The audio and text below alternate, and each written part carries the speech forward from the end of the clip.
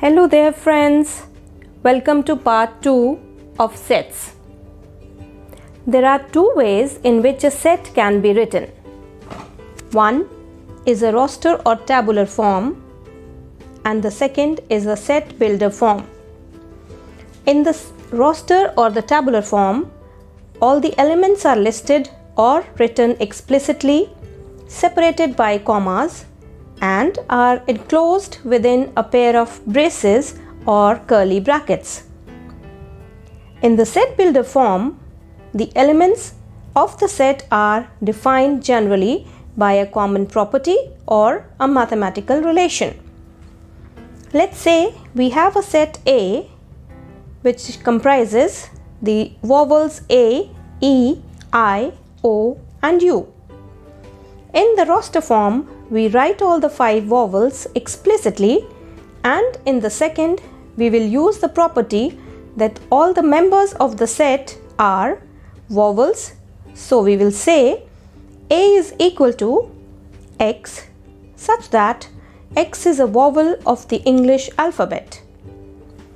Using this knowledge, we can check whether a given collection is a set or not in the duly defined mathematical terms. So, if I say the collection of most talented actors of India, it is not well defined and hence it is just a collection but not a set mathematically. But if I say the collection of all the books written by Chetan Bhagat, it is definitely a set. Now comes the types of sets. The first one is finite sets.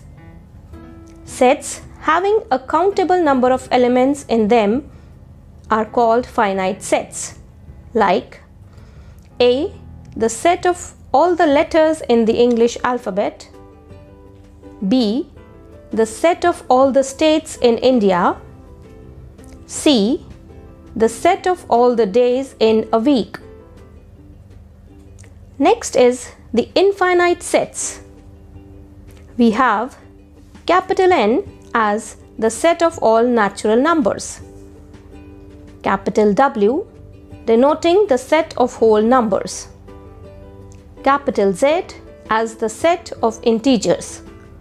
All of these are infinite sets as we cannot count the number of elements in any one of them. Next is the empty set. A set which has no element in it is called an empty one. For example, a natural number which is less than 1, or a whole number which is less than 0, or all the prime numbers divisible by 2 and 5 both.